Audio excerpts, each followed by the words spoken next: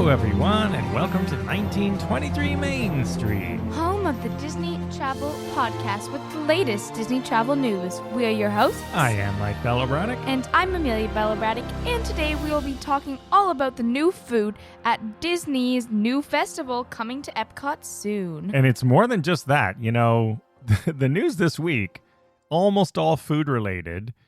And well, there's a lot of food. And you'll see when I was reading this, I said, wait a minute, isn't this like sort of the angel and devil approach? And you'll see what I mean in a minute. But I'm reading this and I think I've got like Mickey on one shoulder saying, oh, do that, eat the healthy stuff. And then on the other one is like Pete, you know, or some, isn't Pete like the evilest Mickey Mouse Clubhouse character? Mickey can be evil too. Oh, Mickey can't be evil. When is Mickey evil? Mickey can like junk food. Yes, but maybe Minnie then. Maybe Minnie on one shoulder and Pete on the other. How about that?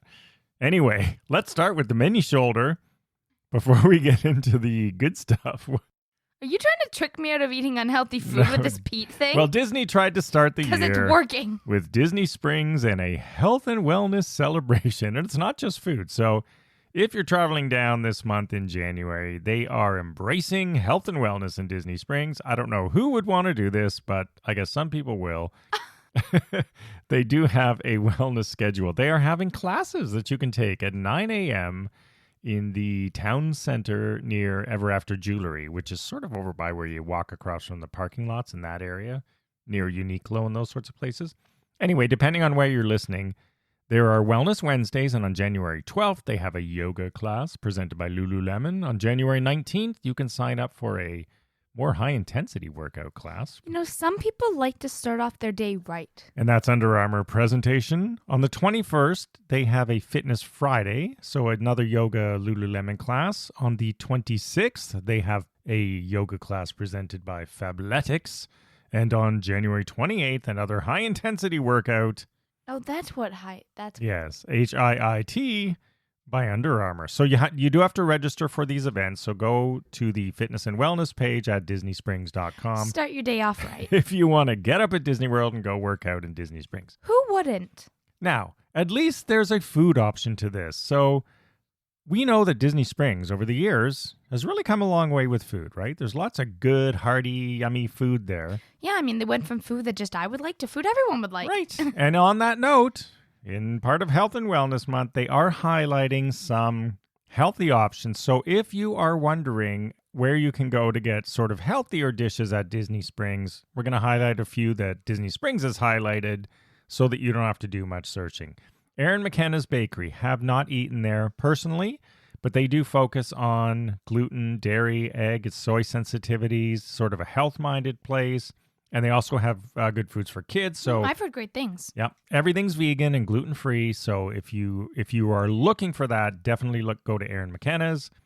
Frontera Cucina. Oh, that's how you pronounce it. Yes, the taqueria ensalada. So they have Arcadian lettuce, poblano rajas, carrots, radishes, avocado tortilla strips. Lots of good stuff there. And over at Planet Hollywood, you may not think of it, but if you just want a nice salad, the Hollywood Bowl is a standard standout salad. It's sort of a romaine lettuce-based. It's got house-roasted turkey, hard-boiled eggs, all that good stuff. And you can add bacon, Swiss cheese, and croutons. If you were going to be like me and do that The perfect salad. addition to any meal, including And any dressing. Just a snack. Or if you want to get a little cooler with your salad, go to a place we love. The Polite Pig is also offering the Polite Caesar and Cobb without bacon for the Cobb salad. And they are satisfying bets. And while the chicken salad is great for those who want a handheld option, there are even healthier choices for children. Yeah, so they have like a roast turkey breast and grilled skinless chicken breast. So but seriously. You may not think of Polite Pig for healthy, but they do have some options. So definitely head there. Another one. Who would not think of Polite Pig as healthy? Well, I wouldn't think of Raglan Road either. But I love this. Look at the name of their first. I've never tried this, probably never will, but this shepherd went vegan. It's a pretty good name for a shepherd's pie. Yeah, plant-based shepherd's pie. Mommy would like that. And they have mushrooms, glazed baby vegetables, tarragon, and shaved parmesan. Yes, that is the Raglan Risotto. Yes. Little play on their name. Another vegetarian dish. So Raglan Road for sure. And then over Yasaki, of course, they have tofu bowls. You know, lots of good hearty mix of tofu things. Lots of veggies in there. Lots of crunch. And some spice if you want it. And, you know, there's one important thing to note that we definitely have learned ourselves over the years. If in doubt, ask. No matter what restaurant you're in. Not only for healthy options, but for really any food. When Amelia was young and she really didn't want to eat the standard kid stuff, we used to end up getting steaks for her at a lot of restaurants, and they would do it. So never be afraid to ask. Although they might charge you a bit more.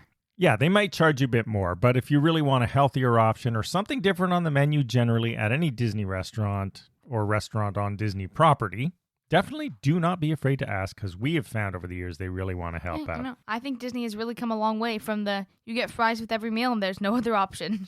All right, and speaking of that, enough with the healthy stuff. So we've checked off the box the healthy food options. We now are going to go through the foodie guide for the 2022 Epcot International Festival of the Arts. You know, every Epcot festival now has a food component to it, and I guess you could say it does. Food from around the world. Culinary arts, so you can tie it in. It's Epcot's staple. I think there are 15 stations. We are not going to read every single dish at all 15 stations. Because that would be an hour-long show. Yeah, and we will be posting lots of pictures, or certain pictures that we like. And also in our show notes, we will post every single dish at all these places. So check out the show notes or 1923mainstreet.com, the blog post for this episode. But we are going to go through our highlights for you, rapid fire, from every single station. Will we have the same ones? Are you ready? Yes. Let's start with Pop Eats. Pop Eats is located near the Port of Entry. Now, Port of Entry, in case you don't know, if you picture Epcot, when you're walking towards World Showcase and the Spaceship Earth ball is behind you, as soon as you get to the water and you can go left to Mexico or right to Canada, that is Port of Entry. So many of these are near Port of Entry, yeah, because to be honest. this is where they set up a lot of kiosks, right? Yeah. So the first one is called Pop Eats. Yeah. What is your dish there? Tomato soup with grilled cheese. For me personally, I enjoy the classic, although they do offer a bit of a switch up with added bacon, apple, and brie. So that could also be quite good. That is mine as well. Tomato soup with bacon, apple, and brie grilled cheese. So that sounds cool. Now, I've highlighted another thing here. I don't really care about it, but I know a lot of people will, and it's going to be a sensation on Insta for sure. The Figment Premium Popcorn See, bucket. I also have that. I really want to try that. With rainbow popcorn. I love just Figment. like they have in Disneyland Paris. Exactly. Listen, So, Figment is underappreciated. I think that Figment needs more love. all right. Well, he's going to get some with this popcorn bucket. Yeah. I'm sure we'll get an overload of images of it. All right. Let's go to the deconstructed dish. I like this one. Also near Port of Entry. Do you have a favorite dish? Now, this one... You might not at every station. Yeah, at this one, I wasn't really too keen on the dishes, but I did have a drink I liked. So Oh, okay. What for are you the looking drink, at? I liked the deconstructed apple pie a la mode. Ooh, what's in that? That is apple cinnamon gelato, cinnamon apple cider, apple pie filling, and I don't know how to pronounce it. Streusel, Ooh, non-alcoholic. My goodness. That does sound actually as a drink. Okay, that's interesting. I would try that. I would I let really you buy wanted- it and I will try it. I really want to try that. I do have a couple here personally. The deconstructed key lime pie. So listen to this. Flexible key lime curd, key lime mousse, graham cracker cake, and meringue. That's the key lime pie. They also have a deconstructed French onion soup, which is beef broth ravioli, Gruyere espuma, onion bread pudding, and onion textures. That one sounds a little weird to me. I'd like to see it before I try it. I'd rather eat that one than the key lime. So the deconstructed station sounds pretty cool. Couldn't pay me to eat the key lime. All right. Also near Port of Entry in this hot zone, you're going to be spending a lot of time eating here. Deco Delights. Did you have anything on this list? Yeah, no. Everything is new here, so I think this booth is new. No, I actually didn't have anything on this dish. Okay, the one that appealed to me is orange mousse and lemon cake with raspberry meringue. Only because I like sort of citrusy stuff. Which again, I don't like sort of citrusy stuff, so it's kind of a conflict of. And you likes didn't for like me. the decadent Verona chocolate with dark chocolate mousse, a chocolate brownie, and Well, cassis mousse? See, the thing is, I don't like dark You don't like chocolate. dark chocolate. So Oh, yeah, and the Not other one, dark particularly. chocolate truffle-based is also dark. if it All was right. milk chocolate, I would be all over. All it. right, I'll give you that. But I like that one at Deco Delights, so I would give that a go. I could see how one might enjoy it. All right. We're getting away from Port of Entry now. Well, sort of. Disney Traders is technically still right in that next area. to Port of Entry, but sure. The Craftsman's Courtyard. This one sounds good. Was there anything that appealed to you? Some of the stuff, I liked the iron-seared steelhead trout. That sounded good, not particularly for me, but I could see if that would appeal to people who enjoy fish. Yeah, so that's a cast iron dish, cast iron seared steelhead trout with parsley salad, grape tomatoes, Kalamata olives, capers, and lemon aioli. That does sound good. They also have PEI mussels there, also cast iron. So it sounds like the Craftsman's Courtyard, they're doing cast iron cooking there. So that one could be interesting. They have wine and beer. Most of these places have wine and beer. We're going to highlight. They also do have a lot of beverages. Yeah, we'll highlight any cool drinks along the way. All right, Refreshment Outpost. Speaking of drinks. Yes, I liked the Artist Palette Jumbo Chocolate Chip Cookie. Yes, please. I liked only because it sounds interesting. Plant-based bratwurst with spicy turmeric aioli. I love spicy, and I like turmeric. With coffee, barbecue, jackfruit, and slaw. Come on, that sounds pretty good. This intrigues me.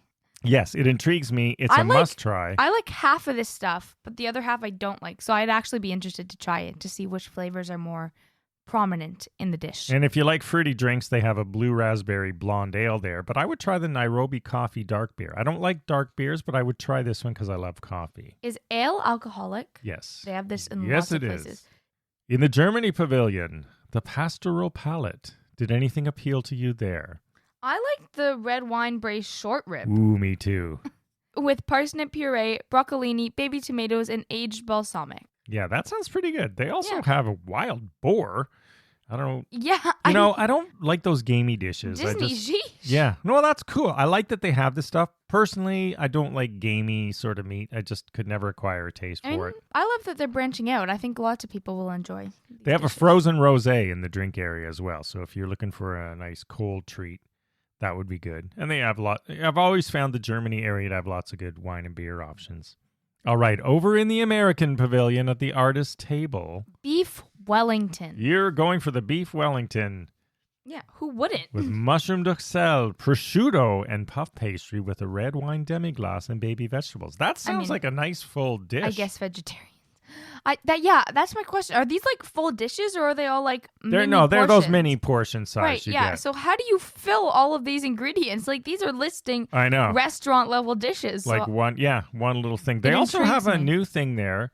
Well, sorry, not new, but part of the Wonderful Walk is the pan-seared scallops. I'm not a scallops fan, but it sounds interesting. It's got butternut squash puree, brown butter, cauliflower puree, and lime foam. Now, the foams are a little bit dated for me, but we'll see. Depends how it depends the way they cook it for me. Yeah, there was an era where foam was really cool in this sort of chemistry era of culinary, but it sort of passed. And this is also on the Wonderful Walk of Colorful Cuisine. And they do have a couple of cool drinks here. So they have a sipping chocolate flight, non-alcoholic. This actually sounds very good to me because, yes, it does have dark chocolate, but it also has white and milk. Yeah, so that would be an interesting one. And also a symphony in chocolate flight for mom and dad. Yeah, I don't know how to pronounce half of these words. Creme liqueurs and sipping chocolate. So check those out. Those sound sort of good. Oh, I love this one. Morocco.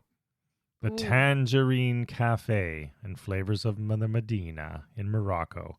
Anything appeal to you? Some of these carrots actually sound pretty good. Okay, I'm shocked that you went for that. The carrots! Why don't you read it? Describe it. So this is called Carrot Three Ways with Berber spiced grilled carrots, pickled carrots, and carrot ginger puree, plant-based. I know. 3 carrots. I mean... I actually don't mind carrots. I like carrots. You like carrots too. Okay, I'm a carrot person. And I really like the spicing at the Morocco Pavilion generally, so we're definitely going to check that one out.